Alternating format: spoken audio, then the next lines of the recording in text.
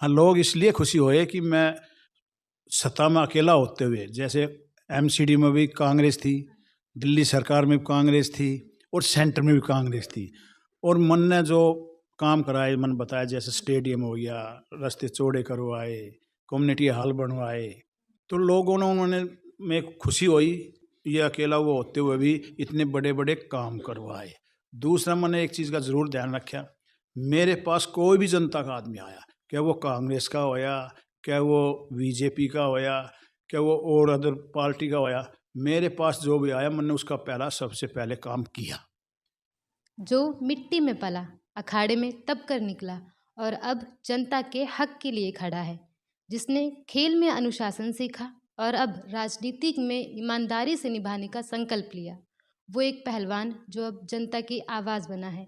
नमस्कार, मैं हूं अंजलि सरोज। स्वागत है आप सभी का नारद न्यूज़ नेटवर्क पर।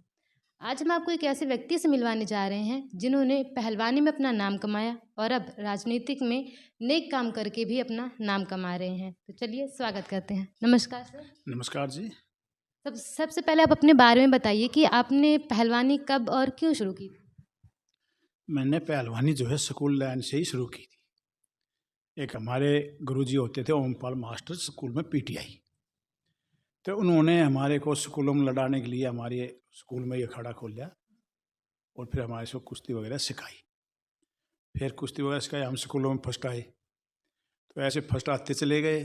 तो फिर मैं हनुमान अखाड़े में चले गया, मैं हनुमान अखाड़े में रहा और ऐसे हम पहलवानी करते गए और आगे बढ़ते चले गए। फिर मैं दिल्ली पब्लिक लाइब्रेरी में नौकरी की मैंने 13 साल। उसके बाद फिर मैं 97 में राजनीति में आ गया, तब से और अब तक मैं राजनीति में हूँ। तो सर आपने जब पहलवानी शुरू की थी उस वक्त आपकी उम्र क्या थी? मेरी जब मैंने पहलवानी शुरू करी, मेरी 15 साल उम्र थी। ये हमारी फोटो है। तो 15 साल की उम्र से आपने पहलवानी शुरू कर दी थी। मतलब स्कूल में जब आपको पहलवानी के लिए लाया गया तो उसी तभी से आपका जो वो क्या बोलते हैं इंटरेस्ट पहलवानी में आ गया। हाँ, तभी से मैंने 15-16 साल की मैं पहलवानी शुरू कर दी थी। स्कूल में मैं 7वीं 8वीं पढ़ता था जब। तो आपने किस लेवल तक की पहलवानी की हुई है? मैंने स्कूल नेशनल लेवल में फर्स्ट आ रहा हूँ 2 बार। और जैसे गांव में ये दंगल होते हैं, सारे के दंगल लड़े करता। और जैसे ये ओपन टूर्नामेंट होते हैं, भारत केसरी, दिल्ली केसरी, इनमें ऐसे प्रोग्राम में होते हैं, तब मेरा दिल्ली भारत केसरी का दंगल हो रहा था, तो उसमें मैं लड़ा था, वजन में फर्स्ट आया था। हाँ, तो जैसे आपने पहलवानी की हुई है, आपने कितने साल तक पहलवानी की? मैंने पहलवानी की 85 लग, कितने साल? 1985 लग, मतलब 1985 से आपने पहलवानी शुरू की? नहीं नहीं, 1985 लग की मैंने 15 मतलब 12-13 साल पहलवानी की। तो जो आपका ये सफ़र रहा पहलवानी का 12 से 13 साल का, उस बीच में आपका सबसे मुश्किल मुकाबला कौन सा था आपका? तो सबसे तगड़िया जो मेहनत थी और मुश्किल था मेरा, जो है 82-83 में जब एशिया गोल्ड मेडल हुए थे, उस टाइम मेरे बड़े तगड़े कंपटीशन थे और जो है मेहनत भी हम अच्छी कर रहे थे, तो वो सबसे ज़्यादा सीरियस हमारा है। तो आपने उस मुकाबले को जीता था?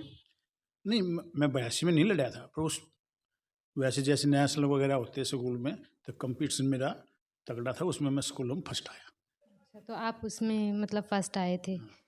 तो पहलवानी से जुड़ी कुछ और चीज़ें बताइए, जैसे आप देसी मतलब एक पहलवानी होती है जिसे देसी पहलवान कहते हैं, और आज के टाइम में जो जिम करने वाले लोग आए हैं, युवा जो हमारे, वो जिम पे ज़्यादा फोकस करते हैं। तो आप देसी पहलवानी में और जिम के उसमें कुछ अंतर बता सकते हैं कि देसी पहलवानी वो ज़्यादा कैसे अच्छी है? देखो, देसी पहलवानी और जिम में दिन और रात का फर्क है। वो कैसे है मैं बताऊं। आप जिम करोगे तो जिम करोगे, जैसे ऐसे करोगे तो ये हाथ भी और शरीर भी एक पिलर बन जाएगा, बीम बन जाएगा, उसमें लोच कम रहेगी। और जो देसी पहलवान बनेगा, देसी प्रैक्टिस करेगा, उसमें लोच ज़्यादा रहेगी। जैसे देसी उसमें भाई एक्सरसाइज करना, पीटी करना, डंड मारना, बैठक मारना, उठक बैठक मारना, सलामी मारना, तो उसमें लोच ज़्यादा रहती है।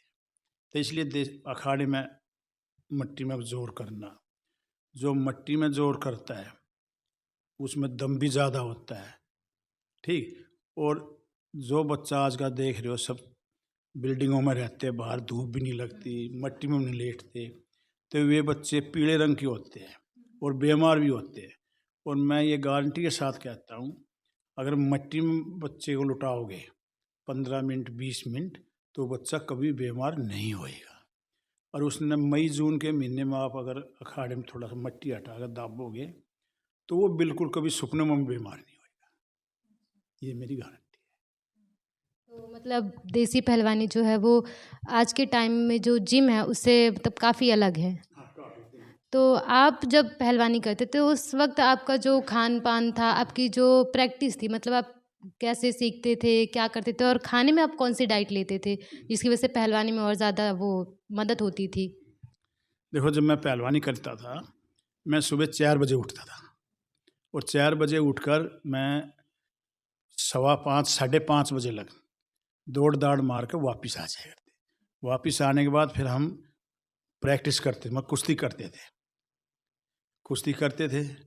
और फिर उसके बाद हम जो है बादाम रगड़ के पीते थे। बादाम रगड़ के पीने के बाद फिर हम खाना बनाया करते खुद खाड़ी में। तो खाना खुद बना के खाना खाया करते। फिर खाना खाने के बाद हम दूध पिए करते। दूध में कम से कम 4 किलो दूध पी जाया करता। उस टाइम पर आप जब पहलवानी उस टाइम पर हम 4 किलो दूध में आराम से पी जाया करता। तो दूध पीते थे। अपना शाकाहारी था, मतलब जो है बिल्कुल अंडा या मुर्गा या दारू शराब बिल्कुल किसी चीज़ के हम धोरे नहीं गए। आज लग भी मन है कोई भी चीज़ टच नहीं किया। हम शाकाहारी पहलवान थे। दूध दही का खाना था हमारा और इससे अलग कुछ नहीं था। तो आप दूध दही खाकर मतलब जो पहलवानी के वो थे ताकत लाते थे। तो आज के टाइम में तो जो जिम जाते हैं वो प्रोटीन मतलब लेते हैं अपनी ताकत बढ़ाने के लिए, हर चीज़ों के लिए। तो उस टाइम पर आपके टाइम पर देसी घी, दूध इन सब से प्रोटीन मिलता देखो, हमारे टाइम में जो दूध दही घी ये मिलता था, आज के टाइम में ये प्रोटीन गोली वगैरह खाते हैं, जिम जाते हैं, तो उसकी देही जो है जैसे प्रोटीन लोगे जिम करोगे वो देही देखने को तो ऐसे हो जाएगी, पर जैसे आप छोड़ोगे तो वो देही एकदम खराब हो जाएगी और बीमारी लग जाएगी। और जो आदमी अपना देसी मेहनत करेगा, देसी घी दूध दही खाएगा और दौड़ पीटी एक्सरसाइज डंड बैठक मारना, मट्टी में लेटना या जोर लगा लो करना, वो कभी बीमार नहीं हुआ। सेहत के लिए इससे अच्छी चीज़ कोई भी नहीं है। क्योंकि एक तो आप सुबह 4 बजे दौड़ मारो और एक जिम में अंदर प्रैक्टिस करो, तो सुबह जब दौड़ मारोगे बाहर शुद्ध हवा तो वैसे ही मिलेगी। और वहाँ अंदर हॉल में 20 बालक रहते हैं, 20 सगा आपस में वो उल्टे सुल्टे बीमार वो सांस लेते हैं, वो या उल्टी सुल्टी हो जाती है। तो उसमें उसमें दिन रात का फर्क है। तो जैसे पहलवानी में सबसे ज़्यादा अनुशासन किस चीज़ में होता था? देखो, पहलवानी में सबसे ज़्यादा अनुशासन ब्रह्मचारी का है। जो आदमी ब्रह्मचारी रहेगा तो पहलवानी वही करेगा। और गेमों में कोई भी गेम होया, उसमें अगर ब्रह्मचारी नहीं भी रहता है या शादी हो जाती है तो जब भी खेल सकता है, उनमें कोई इतनी दिक्कत नहीं आती।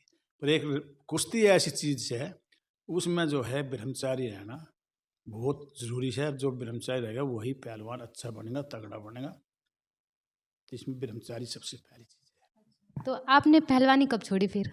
मैंने पहलवानी 85 में 1985। उस वक्त आपकी उम्र क्या थी? उस टाइम मेरी उम्र थी 23 साल। 23 साल में आपने पहलवानी छोड़ भी दी थी? 23 साल की उम्र में मैंने पहलवानी छोड़ दी थी। ये देख लो, मैं 15 साल का लग गया था, 14-15 साल का। तो मैंने बताया कि मैंने 10-12 साल करी थी। 23 साल की आपने उम्र में आपने 23 साल की उम्र में पहलवानी छोड़ दी थी, उसके बाद आप राजनीतिक में आ गए थे। नहीं, मैंने जो है 23 साल की उम्र में मेरी शादी हो गई थी और मैं नौकरी लग गया था, तब मैंने पहलवानी छोड़ी थी। तब आपने शादी के बाद आपने पहलवानी छोड़ दी थी, उसके बाद आपने नौकरी की, फिर आप राजनीतिक में भी आप निगम पार्षद भी रह चुके हैं। तो ये जो पहलवानी से फिर नौकरी और नौकरी से फिर राजनीतिक तक का सफ़र, ये कैसे तय हुआ? ये तो ऐसे होया जी, देखो मैं जो है पहले पहलवानी करता ही था। तो जब मैं फर्स्ट आया तो मैं कुश्ती भी लाइन से ही मैंने नौकरी मिली। तो उनसे नौकरी मिली तो मैंने नौकरी कर ली। फिर नौकरी कर गया तो मेरा नाम अच्छा था मेरे गांव में, कुश्ती पहलवान की वजह से फिर वैसे भी अच्छा नाम रोशन था। तो फिर मैं राजनेताओं ने पकड़ लिया उसमें। तो राजनेताओं ने पकड़ लिया तो फिर मैं राजनीति में आ गया। और सबसे पहले तो मैं ये बताऊं मैं आरएसएस वालों ने पकड़ा। अच्छा। तो मैं आरएसएस वालों ने पकड़ा 90 में, 1990 में संघ वालों ने मैं पकड़ लिया और शाखा में ले जाने लग गई। तो मैं शाखा में जाने लग गया। तो शाखा में जाते जाते मैंने काफ़ी दिन हो रही थे, फिर ऐसे ही चुनाव आएगी 97 में, तो फिर मैं वहाँ उन्होंने चुनाव लड़ा दिया। फिर 2002 में चुनाव लड़ा दिया। तो मैं ऐसे चुनाव लड़ता गया और फिर 7 लग में पार्षद आया। ठीक, तो इस ऐसे में राजनीति में आया। तो आपका ये जो राजनीति का सफ़र है ये कैसा रहा था?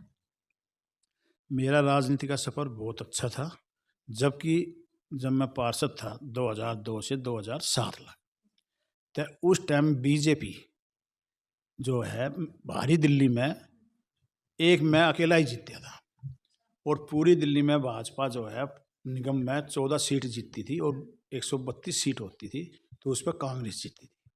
हम 14 जीतते थे। तो और बाहरी दिल्ली में अकेला ही जीतता था। पर हमने जो है ये डर कर नहीं चले कि हम एक है, मान लो मैं बाहरी दिल्ली में मैं एक हूँ, या ये मानो कि नजगढ़ जोन में हम उस टाइम 14 निगम पार्षद होते थे, तो 13 पार्षद कांग्रेस के थे, एक मैं था। तो मन ने उनसे भी टक्कर ली और मैं डरिया नहीं, हिचकिया नहीं। मन ने काम कराए, मुक्के कई गाँव में मुक्का मार के काम लिया। और उदाहरण मैं दूँ काम कैसे करवाए। मन ने भरथड़ की अपने गांव की, दूरसस की, भरथड़ की, ये जो है 100 फुट की और 65 फुट की फिरनी चौड़ी कराई, और स्टेडियम बनवाए, स्कूल बनवाए, ठीक, कम्युनिटी हॉल बनवाए। तो ये मन ने काम किए। रोड सड़क तो बनती है, और रोड सड़क की मैं बताऊं, पहले जो है गांव में प्रेस के रोड नहीं बने करते, वैसे बने करते। ये गांव में देहात में खासकर नजगढ़ जोन में मेरे वार्ड में प्रेस के रोड पहले मन ने ही बनवाए थे। टाउन हॉल में लड़के जब सबसे पहले प्रेस के रोड मन ने ही शुरू करवाए थे। ये देख लो, जो उस टाइम जो काम मन ने कराए, ये किसी मिनिस्टर से कम नहीं थे। ये काम जो मन ने कराए वे एक मिनिस्टर लेवल के या मुख्यमंत्री के लेवल के थे। ये मैं ऑन रिकॉर्ड बता रहा हूँ, मेरे पास है। अच्छा, तो आपने जो ये सारे काम करवाए अपने इलाके में, तो इसे जो जनता है वो आपसे सहमत थी, आपके काम से और आपसे? देखो, आपने बोला कि आपने इतने काम करवाए, क्या जनता सहमत थी? तो ये बताओ, जब मेरे से जनता सहमत थी, मेरे से खुश थी, और मन ने जो है 7 के बाद एक किस्म की राजनीति छोड़ दी थी। मन ने मना कर दिया भाई मैं राजनीति नहीं करूं और मैं चुनाव नहीं लड़ूं।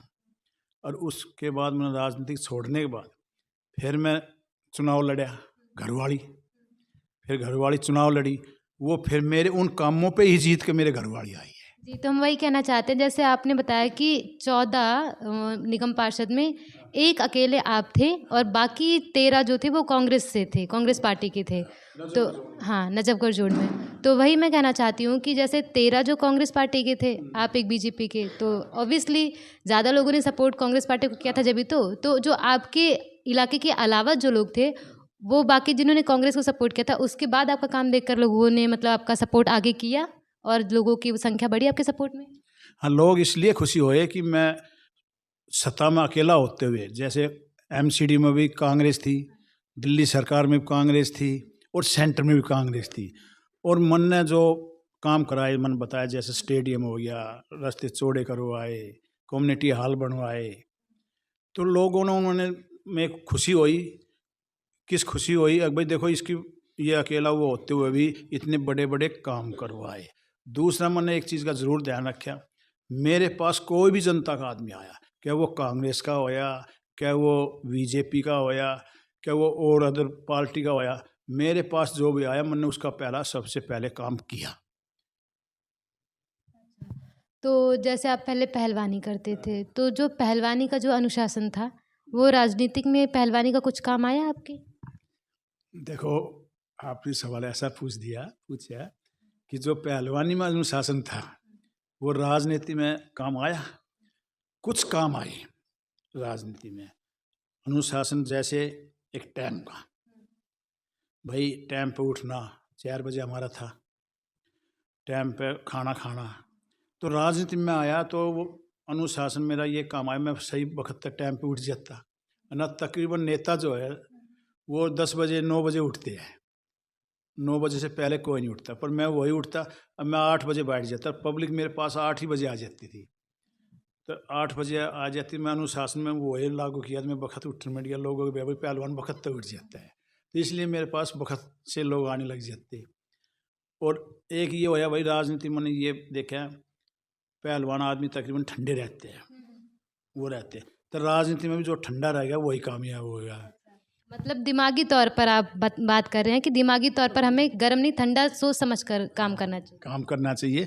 अगर गुस्से में काम करोगे तो नहीं होगा। जब जनता अपने घर से कोई भी आदमी आए मेरे पास परेशान है, वो तभी तो आए ना। तो अपना राइट ये बनता है कि आराम से उसकी सुने।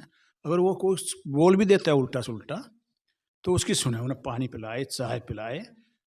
वो कुछ भी, हमारा काम है सुनने का और काम करने का। ठीक, तो इसलिए ये मन अनुशासन आया। जैसे पहलवानी में हमारा काम था मेहनत करना और कुश्ती जीतना, तो ये भी चीज़ यहाँ लागू हुई, मेहनत करना, दिल जीतना। तो जैसे जनता आपके पास आती थी तो किस तरीके की वो परेशानी लेकर आती थी? मेरे पास उस टाइम तो जब परेशानी जनता अपनी आया करती, जैसे स्कूल लोग आया करते, भाई हमारे स्कूल, हमारे गांव में स्कूलों की बिल्डिंग नहीं है, तो मैंने स्कूलों की बिल्डिंग बनवाई पढ़ने के लिए, बच्चों की शिक्षा के लिए। फिर मेरे पास हमारे एरिया के आए सारे वार्ड के बड़े बड़े नजीक गाँव है, भाई पहलवान जी आप पहलवान हो, दंगल लड़े करते, यहाँ खेलने का कुछ है ही नहीं, तो आप खेलने का बनवाओ। तो मैंने स्टेडियम बनवाया, तो स्कूल बनवाए, और जो है कम्युनिटी हॉल बनवाए। ऐसे ऐसे भाई हमारे गांव में चौपाट नहीं है, तो उनकी चौपाट बनवाई। और ये रोड बनाना, सड़क बनाना, ये तो एक नॉर्मल चीज़ है। ये तो नाली खरंजे रोड ये तो बनते रहते हैं, टूटते रहते हैं, पर मैंने जो आपसे बताई ये तो एक मेन चीज़ है। तो इसलिए लोग मेरे से ज़्यादा खुश भी थे। और दूसरी बात यह है, जब मैं अपने उसमें पीरियड में था, सबसे बढ़िया लोग वाग मेरे को किस लिए खुश हुए, मैंने उद्घाटन जो है, जैसे दारा सिंह बुलाया, ठीक, सतपाल पहलवान बुलाया, मतलब मैंने राजनीति नहीं मानी। और जनता जब मैं बनने के बाद जीता तो उन्होंने मेरे को एक बीजेपी पार्टी का नहीं माना, बोले भाई ये देख 7 जगह निगम पार्षद से। तो मैं वो दारा सिंह, सतपाल पहलवान और CBI का जोगिंदर सिंह था रिटायर, वो बुलाया, कपिल देव बुलाया। ठीक, अच्छा, आप मतलब पहलवानी के लिए लोगों को बुलाते थे और दारा सिंह और कपिल देव जैसे पहलवान को भी? हाँ, कपिल देव बुलाया मैंने समाल के गांव में, दारा सिंह बुलाया मैंने नाना केड़ी में, सतपाल पहलवान बुलाया मैंने अपने यहाँ, और CBI का डायरेक्टर जोगिंदर सिंह भी मैंने अपने गांव में बुलाया। विजय कपूर जो LG होता था वो बुलाया, मैंने उससे उद्घाटन करवाए। LG बुलाया। और साहब सिंह वर्मा मुख्यमंत्री था, नहीं केंद्रीय मंत्री था जब बुलाया, और पहले जब मुख्यमंत्री था तब भी बुलाया। ठीक, तो मैंने ये सारे नेता भी, मिनिस्टर भी, और ये भी मैंने कोई नहीं छोड़ा, सबको बुला कर किसी न किसी चीज़ का उद्घाटन कराता रहता था।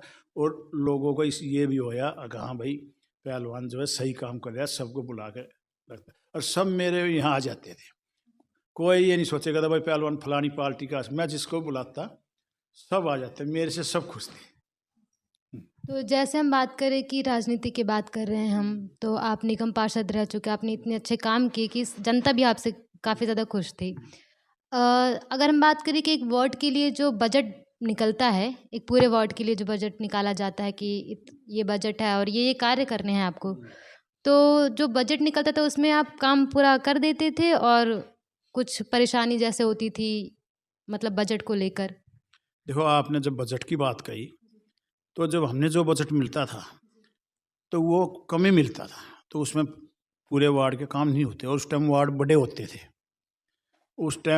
होते थे, तो पैसे की दिक्कत आती थी। पर मैं मेहनत करके एस्टिमेट बनवा के, जैसे महापौर जी दौड़ जाता, माँ जी मैंने बजट चाहिए, वो स्टिंग कमेटी का चेयरमैन के पास जाता, माँ जी मैंने बजट चाहिए जैसे, तो मैं सबके द्वारा अपना ले गए, सबके पास जाता और मैं बजट ले आता था। और इसमें बजट में क्या होता है, उस टाइम की, इस टाइम का तो बेरा नहीं, उस टाइम जैसे ऐड, प्लानिंग ऐड, ये कई ऐड होते थे, तो मैं किसी न किसी अलग अलग ऐडों से एस्टिमेट बनवा कर, फाइल तैयार करवा कर, और अफसरों को साथ ले जाकर, जैसे स्टिंग कमेटी के चेयरमैन दौड़ जाकर चला जी मेरी ये फाइल करो, तो वे बेचारे कर देते थे। मेरी किसी ने फाइल नहीं रोकी। मैं ये कह, मैं क्या महापौर के पास गया या स्टिंग कमेटी के चेयरमैन के पास गया या कमिश्नर के पास गया, किसी के पास गया, मेरी फाइल, मैं कह रहा हूँ मेरी फाइल किसी ने भी रोकी। मेरे काम, मैं सही बात तो लास्ट में ये कहता हूँ, मेरे से सब इतने खुश थे, अगर मैं 100 रुपये लेने जाता था तो मैंने 1.25 मिले। ये मैं कह रहा हूँ, तो मन कोई सी परेशानी नहीं थी। ये आगे आज का जो टाइम है, आज भी मेरी घरवाली ने जो है तकरीबन काम हमारे गांव में, जैसे मेरा गांव है भरथल में 100% तकरीबन हमने गली रोड वगैरह बनवा दी। बाउंडोली दूरसस में 70% काम, 60-70% हो रहा है, और जो रह रहा है उसके ऊपर ऑर्डर हो चुके। प्लान ये है कि जून लग बाउंडोली दूरसस भरथल इनमें 100% हमारे काम हो जाएंगे, और शाहबाद बागडोला, ठीक, ये काम, ये गांव जो है हमारे ईसेपुर खेड़ा, इनमें मैं जो है उनमें भी हमारे 50% काम हो गया। कोशिश ये रहेगी उसमें भी मैं तकरीबन कामों को निपटा दूँ, मैं करवा दूँगा पूरे। तो जैसे हम बात करें कि आपने पहलवानी भी की 10-12 साल तक, और अब राजनीतिक में भी आपने किया, तो आपका जो पहलवानी का सफ़र था और राजनीतिक का, इन दोनों में से आपको आपका सफ़र सबसे ज़्यादा प्रेरणा देने वाला, या फिर सबसे जो आपको पसंद हो, वो कौन सा था? देखो, आपने ये बताई कि सबसे ज़्यादा प्रेरणा कौन सा है। मैंने ये दोनों वो लगी, इसमें मैं क्लियर कहता हूँ, जब मैं कुश्ती लड़ता था अपने गांव में, मैं ये अनऑफिशियली या मैं किसी हिचक नहीं बता रहा हूँ, हर पार्टी के बुलाए, भाई स्टेडियम बना दो, स्टेडियम बना दो, सब आश्वासन दे के चले जाएंगे, तो स्टेडियम नहीं बनाया। फिर भगवान ने सुनी, मैं खुद निगम पार्षद बन गया। मैं क्लियर बात बताऊँ, पहलवानी करते करते आप खुद ही निगम पार्षद बन गए। निगम पार्षद बन गए, तो निगम पार्षद बन गए तो फिर मैंने स्टेडियम बनवाया। उससे प्रेरणा ये ली कि भाई अकेले पहलवानी से काम नहीं होते, राजनीति में भी जरूर रहना चाहिए, बिगैर मजबूत के कोई काम नहीं होता। इसलिए फिर मैंने राजनीति में इंटरेस्ट लिया, और इसलिए भी ये काम हुए। तो मैंने ये प्रेरणा लिया कि अगर जनता की सेवा करनी है तो राजनीति में ज़रूरी है, तभी सेवा मतलब होगा। फिर बिगैर राजनीति की भी सेवा करते हैं, और होती है, सच्चे दिल से भी करते, पर राजनीति में आने से ज़्यादा सेवा होती है। वो कैसे, उदाहरण में बता दूँ, जैसे हमारे माननीय प्रधानमंत्री मोदी जी जब राजनीति में नहीं थे, प्रचारक थे, जब भी वे देश की सेवा कर रहे थे, और इससे ज़्यादा मेहनत भी पूरे सारे काम करे करते, पर जब वे राजनीति में आए और प्रधानमंत्री बने, मुख्यमंत्री बने, जो देश में ऐसे ऐसे काम थे, जैसे अयोध्या का मंदिर पेंटिंग था, जम्मू कश्मीर में धारा 360 कहते, वो ये ऐसे ऐसे ये नहीं हटी थी, तो वे सीट पाए, राजनीति में आए, प्रधानमंत्री बने, तभी तो हटाई ना। तो इस मन ने ये सीखा कि कुर्सी को इस्लाम है, और कुर्सी के लिए लड़ना चाहिए, और मजबूती से रहना चाहिए, और राजनीति में ज़रूर रहना चाहिए। अगर पब्लिक की सेवा करनी है, जनता की सेवा करनी है, और मैं ये लास्ट में ये कहता हूँ कि राजनीति में जो भी आए, पहला देश सेवा करनी चाहिए, सबसे पहला देश की सेवा, फिर जनता की सेवा। मेरा ये मानना है, तो देश की सेवा होगी तो जनता की सेवा आप पे हो जाएगी, देश सुरक्षित रहेगा। जैसे एक खेल का मैं उदाहरण दूँ, खेल जो होता है, एक मेरे से किसी ने पूछा, खेल में जो है, अगर भाई रामनाथ गोल्ड मेडल, ये खेल आप किस लिए गोल्ड मेडल के लिए जीत रहे हो, मेरे से किसी ने प्रश्न किया, भाई गोल्ड मेडल जीतने के लिए मेहनत करते हो ना। मैं बोला जी, खेल के लिए हम मेहनत करते हैं यार, गोल्ड मेडल के लिए मेहनत करते, प्रयास करते कि गोल्ड मेडल आए हमारा।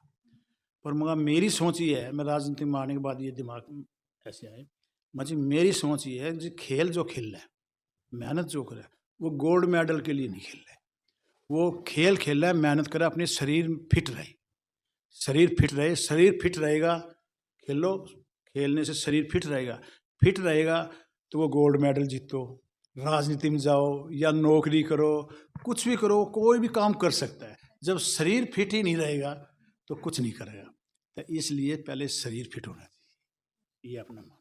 तो मैं आपसे एक सवाल करना चाहूँगी कि आपने पहलवानी की, तो आपने को मेडल वगैरह जैसे जीते, तो उस टाइम आपको कैसा मतलब महसूस हो रहा था? आपने कोई मेडल वगैरह जीते हैं? हाँ, मेडल, देखो, आपने कहा कि जब आप मेडल जीतते हो कैसा अनुभव? मेरा ये मानना है इनाम जो है, एक तो मेडल तो बहुत बड़ी चीज़ होगी। आप देखते भी हो जब स्कूलों में खेल होते हैं, स्कूल के, उसमें पेन देते हैं, सुरमी देते हैं, काफ़ी दे देते हैं। तो मैं ये कहता हूँ बालक उसी में बड़े खुश होते हैं और लेके जाएँगे घर, मम्मी पापा देख मैं जीत कर आया सुरमी। हाँ, मुझे पेन मिला है, मैं जीत के आया इस काम के लिए। मैं जीत, वो कितने खुश हुए। हालाँकि क्या होता है उनके माँ-बाप एक पेन की जगह 100 पेन लेके दे दे। जो 50 लाख की गाड़ी में छोड़ गया उसके लिए पेन क्या माने? सही ना? तो वो एक पेन और एक कॉपी जो इनाम में मिलती है, वो बहुत बड़ी चीज़ होती है। बच्चे का हौसला बढ़ता है, बच्चा खेल में रुचि लेता है। जैसे आपकी काबिलियत के लिए कोई चीज़ आपको मिले तो वो ज़्यादा ही उत्साहित करती है। हाँ, देखो मेरे को जब मेडल मिला, तो मेरे को ये उत्साह होया, मैं बहुत खुशी होया। शुरू में मेडल मिला था मैंने स्कूलों में। हाँ, स्कूल में नजबड़ पहले ब्लॉक के हुआ करते, तो वहाँ शुरू में मैंने मेडल मिला था।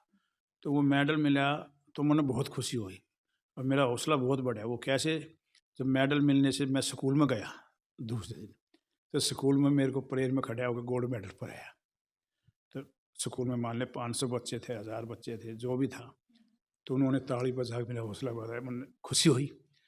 मेरे गांव में घर वालों ने वहाँ मेरा बैठा कर बुला कर स्वागत किया, तो और खुशी हुई। तो हौसला बढ़ता गया, तो मेहनत करने का दिल करे गया।